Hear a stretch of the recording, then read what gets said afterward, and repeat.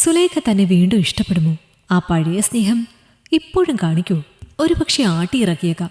അത്ര ക്രൂരതയാണ് താൻ അവളോട് ചെയ്തത്. ഏതായാലും അവളെ കാണുക തന്നെ.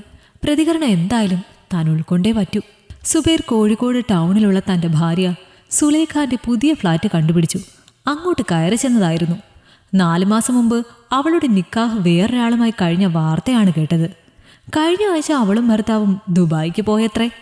സുബൈറിനെ കണ്ടപ്പോൾ സംസാരിക്കുന്ന ഫോൺ ഹോൾഡ് ചെയ്ത് സുലൈഖാന്റെ ഉമ്മ അത് പറഞ്ഞപ്പോൾ സുബൈർ കണ്ണീർ വാർത്തു. എല്ലാം നീയായിട്ട് വരുത്തി വെച്ചതല്ലേ? ഹാ, മറിമായക്കാരത്തെ തമിഴ്ത്തി പെണ്ണിനെ കണ്ടപ്പോ നീ പൊന്നുപോലെ നോക്കി എൻ്റെ സുലൈഖാനെ മറന്നില്ലേ? മോൻ യാസീനെ മറന്നില്ലേ? കല്യാണം കഴിച്ച സമയത്ത് എത്ര കഷ്ടപ്പാടിലുണ്ടായിരുന്നതായിരുന്നു നീ. നിന്നെ കൂടെ നിന്ന് സഹായിച്ച് ഒരു നിലയിലേക്ക് എത്തിച്ചപ്പോൾ നീ എല്ലാം മറന്നില്ലേ? എൻ്റെ മോള് നിനക്ക് ആരും അല്ലാണ്ടായില്ലേ? ഒരു തുണ്ട് കടലാസ് എഴുതി വെച്ചിട്ട് പോകുന്ന ബന്ധമേ നിങ്ങൾ തമ്മിലുണ്ടായുള്ളൂ. പിന്നെ എന്തിനിപ്പോൾ ഇങ്ങോട്ട് വന്നത്? അവള് പോയി. നിനക്ക് നിന്റെ ഇഷ്ടപ്പെട്ടവളുടെ കൂടെ പോകാമെങ്കിൽ അവൾക്ക് അവളുടെ ഇഷ്ടപ്പെട്ടവൻ്റെ കൂടെ ഗൾഫിൽ പോയി. ദേ, അവളുമായിട്ട് ഞാൻ സംസാരിച്ചുകൊണ്ടിരിക്കുകയായിരുന്നു. ഞാൻ ഫോണിൽ. അനുഭവിച്ചോ? നീ കേട്ടിട്ടില്ലേ? വേലി ചാടുന്ന പശുവിന് കോലുകൊണ്ട് വരണം. ഇത് പശു അല്ല ഉമ്മ, മൂരിയാണ്. ഫോണിൻ്റെ മറുതലയ്ക്കൽ നിന്നും സുലേഖ പറഞ്ഞു. അത് കേട്ട് ഉമ്മ പൊട്ടിച്ചിരിച്ചു. ഒന്നും പറയാതെ അവിടെ നിന്നിറങ്ങി. അയാൾ ഓർത്തു, തൻ്റെ ചെയ്തികളാണ് എല്ലാത്തിനും കാരണം. സ്നേഹനിധിയായ ഭാര്യ സുലൈഖാനെയും പിന്നെ തൻ്റെ ഓമനയായ മകനും ഒത്ത് ജീവിക്കാൻ വരുമാന മാർഗമായി ഉണ്ടായ നല്ലൊരു കടയുമായി മുന്നോട്ട് പോയിരുന്ന താൻ എങ്ങനെയാണ് ഇങ്ങനെ ആയത്? സുബൈർ തൻ്റെ ഓർമ്മകളിലേക്ക് പോയി. അന്നും പതിവ് പോലെ സുബൈർ തൻ്റെ ഫാൻസി ഷോപ്പ് തുറന്നു. 9 മണിക്ക് വന്ന് കട തുറന്ന് സാധനങ്ങളൊക്കെ പുറത്തെടുത്ത് വെച്ച് എല്ലാം സെറ്റാക്കി വന്നപ്പോൾ 10 മണി കഴിഞ്ഞു. സുബൈറിൻ്റെ കടയുടെ നേരെ ഇടതുവശത്താണ് പണ്ടത്തെ ഓശാൻ ഹമീദ് കാടെ മകൻ റഹീംകുട്ടി നടത്തുന്ന ബാർബർ ഷോപ്പ്. സുബൈർ അങ്ങോട്ട് നോക്കി. ബാർബർ ഷോപ്പിൽ ജാസ്മിൻ വന്നിട്ടുണ്ട്. അവളുടെ 2 ഇരട്ട പെൺകുട്ടികളുടെ മുടി കട്ടാക്കാനുണ്ടാകും. ഇടയ്ക്കിടെ അവൾ കുട്ടികളെ കൂട്ടി അവിടെ വരാറുണ്ട്. പിന്നെ തൻ്റെ ഫാൻസി ഷോപ്പിലോട്ടും വരും. അവളൊരു ടൈലറാണ്. നാട്ടിലുള്ള പെൺകുട്ടികളുടെ ചുരിദാറും മറ്റും അടിക്കുമ്പോൾ അതിനു വേണ്ട കശവും മറ്റ് ഡിസൈനും പിന്നെ ബട്ടൺസും എന്ന് വേണ്ട ഒരു ടൈലർക്ക് ആവശ്യമുള്ളതൊക്കെ തൻ്റെ കടയിൽ നിന്നാണ് വാങ്ങിക്കാറുള്ളത്. അതുകൊണ്ട് തന്നെ അവൾ തൻ്റെ കടയിലെ നിത്യ സന്ദർശകയാണ്. ആ വഴിക്ക് സുബൈറിന് ജാസ്മിനുമായി ഒരടുപ്പം സൃഷ്ടിക്കാൻ സാധിച്ചിട്ടുണ്ട്. മാതകത്വം തുളുമ്പുന്ന അവളുടെ മുഖവും വടിവൊത്ത ശരീരവും ഏതൊരു പുരുഷന്റെയും ഉറക്കം കെടുത്തുന്നതാണ്. സ്വാഭാവികമായും അടുത്തിടപഴകാൻ ഒരുപാട് അവസരം കിട്ടിയ ആളെന്ന നിലയിൽ സുബൈറും അതിൽ വീണുപോയി. അവളുടെ പുഞ്ചിരി, അവളുടെ മുഖത്ത് വിരിയുന്ന നവരസങ്ങൾ, നടക്കുമ്പോഴുള്ള അവളുടെ മെയ്വഴക്കം, ഇതൊക്കെ ഏതൊരാണിലും അനുരാഗം ജനിപ്പിക്കും. അവൾ കൊണ്ടുപോകുന്ന സാധനങ്ങളുടെ വിലയൊന്നും വാങ്ങിക്കാറില്ല. ജാസ്മിനും സുബൈറിനെ ഏറെ ഇഷ്ടമാണ്. ഈ ജാസ്മിൻ്റെ അബ്ദു എന്ന ഭർത്താവുണ്ട്. ഒരു സാധുവാണ്. അത്ര വാർദ്ധക്യമില്ലെങ്കിലും വൃദ്ധനെ പോലെ മെലിഞ്ഞുള്ള രൂപം. അസുഖം കാരണം പണിക്കൊന്നും പോകാറില്ല. കിട്ടുന്ന കാശിന് മദ്യപാനം ഉള്ളതുകൊണ്ട് തന്നെ ജാസ്മിന് അയാളോടുമൊത്തുള്ള ജീവിതം ദുസ്സഹമായിരുന്നു. കൂട്ടുകുടുംബമുള്ള അയാളുടെ തറവാട്ട് വീട്ടിൽ നിൽക്കാതെ അവിടെ നിന്നും ഇറങ്ങി മാവന്തൊടിയിലുള്ള അവളുടെ വീട്ടിലാണിപ്പോൾ താമസം. ടൈലറിങ് അറിയാവുന്നതുകൊണ്ട് അല്ലലില്ലാണ്ട് കഴിയുന്നു. ജാസ്മിൻ്റെ ഉമ്മ മുത്തുപേട്ടക്കാരി ആയതുകൊണ്ട് തന്നെ ജാസ്മിന് തമിഴ്നാടുമായി ഒരു ചെറിയ ബന്ധമുണ്ട്. ഇവിടെ ഉമ്മ മരിച്ചതിന് ശേഷം ഒറ്റയ്ക്ക് താമസിക്കുമ്പോൾ മുത്തുപേട്ടയിൽ നിന്നും കുടുംബക്കാർ അങ്ങോട്ട് ക്ഷണിച്ചതാണ് അവിടെ പോയി താമസിക്കാൻ. പക്ഷെ ജാസ്മിന് അവളുടെ കുഞ്ഞുനാളിലെ മരിച്ചുപോയ ഉപ്പാൻ്റെ ആ കൊച്ചു വീട്ടിൽ നിന്നും കേരളത്തിൻ്റെ സംസ്കാരം മറന്ന് അങ്ങോട്ട് പോയി ജീവിക്കാൻ മനസ്സില്ല. ചെറുപ്പത്തിലെ കട്ടിംഗ് ക്ലാസ്സിന് പോയി. ടൈലറിംഗ് പഠിച്ചതുകൊണ്ട് പറക്കമുറ്റാത്ത കുഞ്ഞുങ്ങളൊത്ത് അവൾ ആ വീട്ടിൽ കഴിഞ്ഞു. തോന്നുന്ന ഏതെങ്കിലും സമയത്ത് ഈ ഭർത്താവ് അബ്ദു ജാസ്മിൻ്റെ വീട്ടിൽ കയറി വരും. മദ്യപിക്കാൻ കാശ് ചോദിച്ച് വഴക്കാകും. സഹികെട്ട് ജാസ്മിൻ വെച്ചു കൊടുക്കുന്ന എന്തെങ്കിലും കാശുകൊണ്ട് അയാൾ ഉടനെ ഷാപ്പിലേക്ക് ചെല്ലും. സൗന്ദര്യവതിയും അത്ര തന്നെ ആരോഗ്യമുള്ള ജാസ്മിനെ തൃപ്തിപ്പെടുത്താനോ അവളുടെ ആഗ്രഹങ്ങളെ പരിപാലിക്കാനോ അയാൾക്കായില്ല. വിവാഹത്തിൻ്റെ ആദ്യകാലങ്ങളിൽ വളരെ നല്ല ജീവിതം നയിച്ച അയാൾ ആ സമയത്ത് നൽകിയതാണ് ആ 2 ഇരട്ടക്കുട്ടികളെ. സ്വന്തമായി ജോലിക്ക് പോകാതെ മുച്ചിട്ടും മദ്യപാനവും ശീലമാക്കിയതോടുകൂടി അയാൾ തകർന്നു. ഇപ്പോൾ രോഗിയുമായി. ഫാൻസിയുടെ കൗണ്ടറിലിരുന്ന് അങ്ങനെ ജാസ്മിനെക്കുറിച്ച് ആലോചിക്കവേ ജാസ്മിൻ്റെ ചിരി ബാർബർ ഷോപ്പിൽ മുഴങ്ങിക്കേട്ടു. അതോടെ സുബൈറിൻ്റെ മനസ്സ് വല്ലാതായി. അവൻ ആളത്ര ശരിയല്ല, ബാർബർ ഷോപ്പിലെ ആ റഹീംകുട്ടി. അയാൾക്ക് പിന്നെ ഫാൻസി കൗണ്ടറിൽ ഇരുപ്പുറപ്പില്ല. മുടിയൊന്ന് ചീകി നേരെയാക്കാനെന്ന വ്യാജേന സുബൈർ അവിടെ നിന്ന് എണീറ്റ് നടന്ന് ബാർബർ ഷോപ്പിനകത്തേക്ക് കയറി. എന്താ റൈച്ചൂട്ടി, രാവിലെ തന്നെ ഒരു വളിച്ച കോമഡി? സുബൈർ ആക്കിക്കൊണ്ട് റഹീം കുട്ടിയോട് ചോദിച്ചു. ജാസ്മിൻ ഒന്ന് ചിരിച്ചു. ഹേയ്, വലിയ കോമഡിയല്ല, ഇത് ഹിറ്റായ കോമഡിയാണ്. ഉസ്താദ് ഹോട്ടലിലെ നമ്മുടെ DQ ദുൽഖർ തിലകൻ ചേട്ടനോട് പറയുന്നത്. നടക്കട്ടെ. സുബൈർ ഒന്ന് അമർത്തി മൂളി. എന്നിട്ട് സുബൈർ കുട്ടികളുടെ മുടി കട്ടാക്കുന്ന റഹീം കുട്ടിയെ ശ്രദ്ധിച്ചു. കണ്ടോ, അവൻ്റെ ശ്രദ്ധ മുഴുവൻ നേരിട്ടല്ലെങ്കിലും കണ്ണാടിയിൽ കൂടി കാണുന്ന ജാസ്മിൻ്റെ ദേഹത്താണ്. ആളൊരു തുരപ്പനാണ്. അവൻ എന്തൊക്കെയോ കോമഡി അടിച്ച് ജാസ്മിനെ ചിരിപ്പിക്കുകയാണ്. അത് തനിക്ക് ഇഷ്ടപ്പെട്ടില്ലെന്നും തങ്ങൾ തമ്മിലുള്ള അടുപ്പം അത്ര പരസ്യമാകാതിരിക്കാനും വേണ്ടി സുബൈർ ഒരു ചെറു പുഞ്ചിരി മാത്രം ചുണ്ടിലൊതുക്കി അവളെ നോക്കി തലയാട്ടി കാണിച്ചു. ജാസ്മിന് കാര്യം പിടികിട്ടി. സുബൈർക്ക് കലിപ്പിലാണ്. റേച്ചൂട്ടി കുട്ടികളുടെ മുടി കട്ടാക്കുന്നതിനിടയിൽ കണ്ണാടിയിൽ കൂടെ തന്നെ നോക്കി വെള്ളം ഇറക്കുന്നത് സുബൈർ കണ്ടു.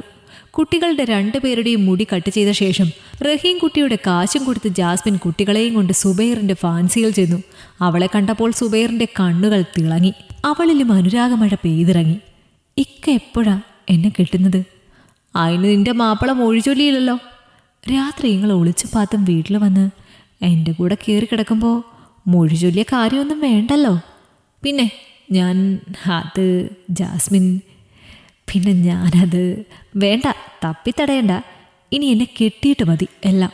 ആയിക്കോട്ടെ, അതിന് എൻ്റെ മാപ്പിള എന്നെ ചൊല്ലട്ടെ. ജാസ്മിൻ സങ്കടത്തോടെ ഒന്ന് മൂളി. പിന്നെ അവൾ സുബൈറിൻ്റെ കടയിൽ നിന്നും അവൾക്ക് വേണ്ടുന്ന ഫാൻസി സാധനങ്ങളൊക്കെ എടുത്തു. സുബൈറിനോട് യാത്ര പറഞ്ഞ് കുട്ടികളെയും കൊണ്ട് വീട്ടിലേക്ക് തിരിച്ചു. ജാസ്മിൻ്റെ കണക്കുകൂട്ടലുകൾ തെറ്റിയില്ല. ഭർത്താവ് അബ്ദു വന്നു. അയാൾ അവളോട് കാശ് ചോദിച്ചു. അവർ 5 ചില്ലിക്കാശ് നൽകിയില്ല. അയാൾ അവളെ ചീത്ത വിളിക്കാൻ തുടങ്ങി. അവളും അയാളെ വായിൽ തോന്നുന്നത് വിളിച്ചു. 2 പേരുടെയും ബഹളം കേട്ട് കുട്ടികൾ ഉച്ചത്തിൽ കരയാൻ തുടങ്ങി. എടോ അബ്ദു എന്ന മരമണ്ടുസേ, തനിക്കെന്നെ മൊഴി ചൊല്ലിക്കൂടെ? എന്തിനെങ്ങനെ പണിയില്ലാണ്ട് കള്ളും കുടിച്ച് തെണ്ടി തിരിഞ്ഞ് നടക്കുന്ന മാപ്പിള എനിക്ക്? എന്നെ തലാക്ക് ചൊല്ലടോ. നീ ആണായിട്ട് പിറന്ന ആളാണെങ്കിൽ എനിക്കും ജീവിക്കണം. നിന്നെപ്പോലുള്ള ഒരു വൃത്തികെട്ടവനെ കല്യാണം കഴിച്ച് എന്നതുകൊണ്ട് എൻ്റെ ജീവിതം ഇങ്ങനെ നശിക്കുകയാണ്. നിനക്ക് രക്ഷപ്പെടാനാവില്ല എന്നതുകൊണ്ടല്ലേ നീ കുടിച്ച് നശിക്കുന്നത്? ഞങ്ങളെങ്കിലും രക്ഷിച്ച് നിനക്ക് പൊയ്ക്കൂടെ? അതും പറഞ്ഞവൾ അയാളെ കുറേ ശകാരിച്ചു. അവളുടെ ആദ്യമായുള്ള ആ വാക്കുകൾ കേട്ട് അയാൾ ഒത്തിരി ആലോചിച്ചു. സുന്ദരിയായ ഭാര്യയെയും കുരുന്നുപോലുള്ള 2 കുട്ടികളെയും കൊണ്ട് തനിക്കൊരു ജീവിതം നയിക്കാനാവുന്നില്ല. തൻ്റെ ഈ നശിച്ച ലോകത്തെ ഇവരെ കൂടി എന്തിനു നശിപ്പിക്കുന്നു? എന്തുകൊണ്ട് ഇവരെ സ്വതന്ത്രരാക്കിക്കൂടാ? ഇവരെങ്കിലും നന്നായി ജീവിക്കട്ടെ. ഒടുവിൽ അയാൾ അവൾക്ക് തലാക്ക് നൽകാൻ തീരുമാനിച്ചു. 1 തലാക്ക്, 2 തലാക്ക്, 3 തലാക്ക്, മുത്തലാക്ക്. കരഞ്ഞു തേങ്ങുന്ന കുട്ടികളുടെ ഏങ്ങലടികളുടെ പശ്ചാത്തലത്തിൽ അവിടെ വിവാഹമോചനം നടന്നു. പരലോകത്ത് പടച്ചവന്റെ സിംഹാസനം ഒന്നുകൂടെ കുലുങ്ങി. അബ്ദു ഭാര്യ ജാസ്മിനെ തലാക്ക് ചൊല്ലിയ വാർത്ത നാടാകെ പരന്നു.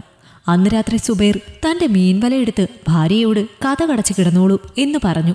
മാവുംതൊടിയിലെ പുഴയെ ലക്ഷ്യമാക്കി നടന്നു. പിറ്റേന്ന് 10ാം ക്ലാസ്സിൽ പഠിക്കുന്ന യാസിൻ തന്റെ സൈക്കിളിൽ ഓടിക്കിതച്ച് വീട്ടിൽ വന്നു നിന്നു. സൈക്കിൾ സ്റ്റാൻഡിൽ തട്ടാതെ കൈവിട്ട് നേരെ വീട്ടിലേക്ക് കയറി. ഉമ്മാ ഉമ്മാ.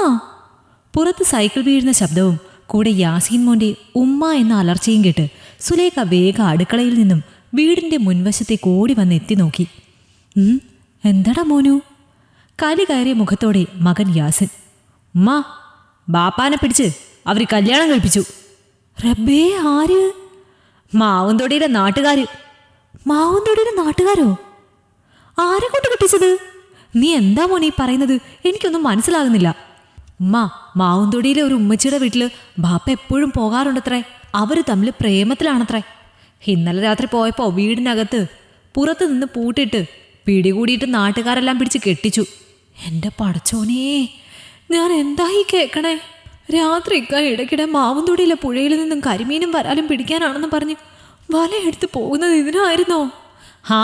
ആയിരിക്കാം, ചെക്കൻ കലിപ്പോടെ പറഞ്ഞു. എന്നിട്ട് ഇന്നലെ രാത്രിയിൽ വന്നിട്ട് ഇന്ന് നേരം വെളുക്കും വരെ എൻ്റെ കൂടെ കിടന്നിട്ടും ഒന്നും പറഞ്ഞില്ല ആ ഹറാം പിറന്നോൻ.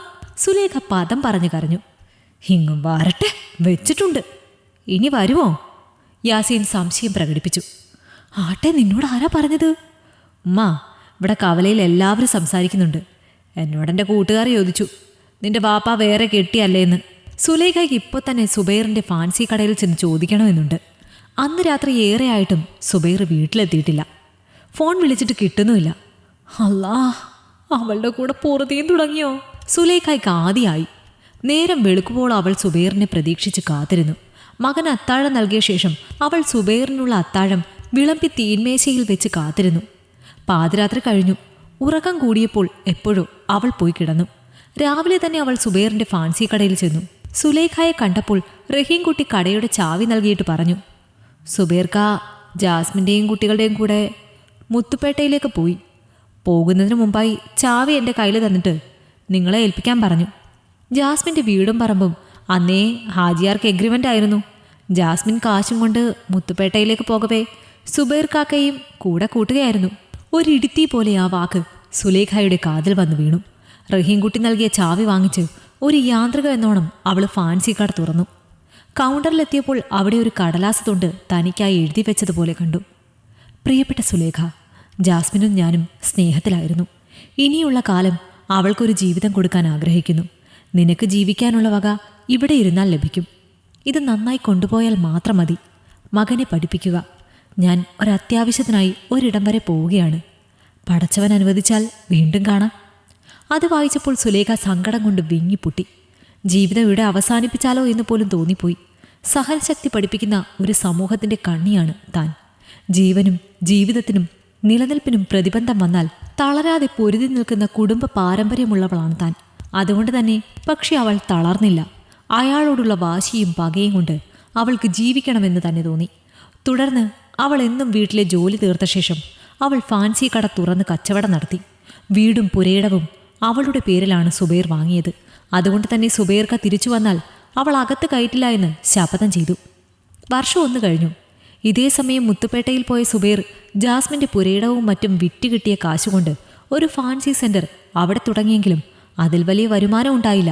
കുട്ടികളെ ആണെങ്കിൽ അവിടുത്തെ ഒരു മികച്ച സ്കൂളിലാണ് പഠനത്തിനായി ചേർത്തത്. വൻതോതിലുള്ള ഫീസും സ്കൂൾ ബസ് വാടകയും താമസിക്കുന്ന അപ്പാർട്ട്മെന്റിന്റെ മറ്റു ചിലവുകളും സുബൈറിന് പണം കണ്ടെത്താൻ പറ്റാതെയായി. ക്ലേശങ്ങൾ വർദ്ധിച്ചപ്പോൾ മറക്കാനായി ഇതിനിടെ മദ്യപാനം തുടങ്ങി. മദ്യത്തിന്റെ ലഹരി കെട്ടടങ്ങുമ്പോൾ അവൻ ആലോചിച്ചു, സുലേഖയുടെ കൂടെ കഴിയുമ്പോൾ വെച്ചടി കയറ്റമായിരുന്നു. ഇവളെ കെട്ടിയപ്പോൾ തൊട്ടൊരു പുരോഗതിയും മേൽക്കുമേലില്ലാതെ ഇവളുടെ പഴയ ഭർത്താവിനെ പോലെ തന്നെ താനും നശിക്കാൻ തുടങ്ങി. ആ അപ്പാർട്ട്മെന്റിൽ താമസിക്കുന്ന റൂമിൽ തന്നെ ജാസ്മിൻ ടൈലറിംഗ് ചെയ്യുന്നത് കൊണ്ടാണ് ഇപ്പോൾ കഴിഞ്ഞുകൂടുന്നത്. ജാസ്മിന് പഴയ പോലെ സ്നേഹമൊന്നും ഇപ്പോൾ സുബൈറിനോടില്ല. ഫാൻസി കടയ്ക്ക് വേണ്ടി കിട്ടിയ കാശ് കളഞ്ഞതുകൊണ്ട് ജാസ്മിൻ ഇപ്പോൾ സുബൈറിനോട് കലിപ്പാണ്. കുടുംബത്തിൽ പ്രാരാബ്ദം വർദ്ധിച്ചപ്പോൾ എന്ത് ചെയ്യണമെന്നറിയാതെ സുബൈർ കുഴഞ്ഞു. നാട്ടിലോട്ട് തിരിച്ചു പോയാലോ? സുലേഖയോട് മാപ്പ് പറഞ്ഞ് കാലുപിടിച്ച് അവളോട് കഴിയാം. നാട്ടിലെത്തിയാൽ തനിക്ക് തന്നെ നാട്ടിലുള്ള പഴയ ജീവിതം തുടങ്ങാം. നാട്ടിലുള്ള തൻ്റെ ഫാൻസി കടയിൽ ജോലി ചെയ്യുകയുമാവാം. ജാസ്മിനോടും കുട്ടികളോടും നാട്ടിൽ പോകുന്ന കാര്യം പറയാതെ അവരെ ആ അപ്പാർട്ട്മെൻറ്റിലാക്കി ആരും അറിയാതെ സുബൈർ കേരളത്തിലേക്ക് തിരിച്ചു. നാട്ടിലെത്തിയ സുബൈറിൻ്റെ ശരീരത്തിന് കുറേ നേരമായി മദ്യം കുടിക്കാത്തത് മൂലം ഉണ്ടായ വിറയലുണ്ടായി. അതിൽ നിന്ന് രക്ഷപ്പെടാൻ നാട്ടിലുള്ള ചന്തുമൂപ്പൻ്റെ അടുത്ത് ചെന്ന് പെഗ് ഫിറ്റ് ചെയ്തു. എന്നിട്ട് നേരെ അവൻ്റെ പഴയ ഫാൻസി കടയുടെ അടുത്തേക്ക് ചെന്നു. അതിൽ വേറെ ഏതോ ആണുങ്ങൾ കയറിയിരിക്കുന്നു. പരിചയമില്ലാത്ത ആളാണ്. ആരോടാണ്? ഒന്ന് ചോദിക്കുക. സുബൈർ റഹീംകുട്ടിയുടെ ബാർബർ ഷോപ്പിൽ ചെന്നു. ഏയ് റേക്കുട്ടി, അതാരാ എൻ്റെ കടയിൽ? ഇതാരാ വന്നിരിക്കുന്നത്? സുബൈർക്കാണോ? എന്താപ്പാ ഇതെന്താ ഇത് കോലം? എവിടായിരുന്നു ഇതുവരെ? ഞാൻ ജാസ്മിൻ്റെ കൂടെ മുത്തുപേട്ടയിലായിരുന്നടാ റഹീമേ. ആട്ടെ, സുലേഖ എവിടെ പോയി? ആ കടയിൽ ഇപ്പോൾ ആരാണ്? സുലേഖാത്ത 5-8 മാസം കട നടത്തിയിരുന്നു. പിന്നെ സുലേഖാത്ത അത് ഹാജിയാർക്ക് വിറ്റു. അതിലിരിക്കുന്നത് ഹാജിയാരുടെ 5 പെങ്ങന്മാരിൽ ഇളയവളുടെ 5 മക്കളിൽ മൂത്തവനാ. പേര് ജബ്ബാർ. എങ്കിൽ ഞാൻ വീട്ടിൽ ചെല്ലട്ടെ. അവിടെ ഉണ്ടാകുമല്ലോ അവൾ. അയ്യോ, അവിടെ ആരുമില്ല ഇപ്പോൾ. പഴയ വീടൊക്കെ പൊളിച്ചു മാറ്റി നില ഉഴുതു മറിച്ചിട്ടിരിക്കുകയാണ്. സുലേഖാത്ത ഈ കട വിറ്റു. കച്ചവടം ആകുമ്പോൾ തന്നെ അവരുടെ വീടും പുരയിടവും ഹാജിയാർക്ക് തന്നെ വിറ്റിരുന്നു. അയ്യോ, അപ്പോൾ അവളും മോനും എവിടെയാണ്? അവർ കോഴിക്കോട്ടൊരു ഫ്ലാറ്റിലാ. മോനെ +2 ഒക്കെ പഠിക്കാൻ അവിടെ ടൗണിൽ തന്നെ ചേർത്തേക്കാണെന്നാണ് കേട്ടത്. വേറെ ഒരു വാർത്ത കേട്ടു, അത് സത്യമാണോ എന്നറിയില്ല. ഏതായാലും സുബൈർക്ക് അങ്ങോട്ട് ചെല്ല്.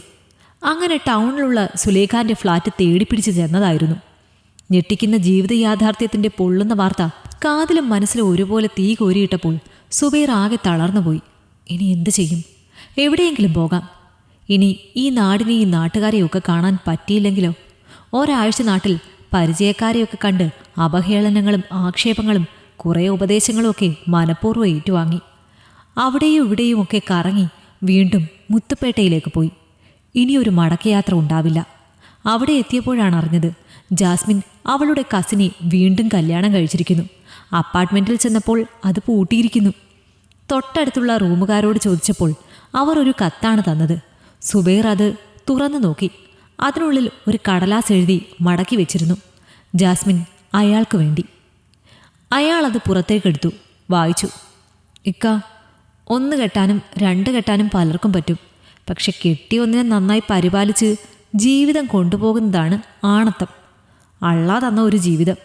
ജീവിക്കാണ്ട് അക്കരെ പച്ച കണ്ടു പോകുന്ന എല്ലാ സുബൈർമാർക്കും ഇതൊരു പാഠമായിരിക്കണം. എന്നെ തിരഞ്ഞു വരണമെന്നില്ല. ഞാൻ ശ്രീലങ്കയ്ക്ക് പോവുകയാണ്. അത് വായിച്ചതോടുകൂടി സുബൈർ ശരിക്കും തകർന്നുപോയി. തൻ്റെ ദുർബുദ്ധി കാരണം 2 ഭാര്യമാരും ഇന്ന് തനിക്ക് സ്വന്തമല്ല. എല്ലാം അന്യാധീനപ്പെട്ടു. ഈ കഥ നിങ്ങൾക്കിഷ്ടമായെങ്കിൽ ലൈക്ക് ചെയ്യൂ. നിങ്ങളുടെ അഭിപ്രായങ്ങൾ കമന്റായി രേഖപ്പെടുത്തൂ. കൂടുതൽ കഥകൾ കേൾക്കാൻ ഈ ചാനൽ സബ്സ്ക്രൈബ് ചെയ്യൂ.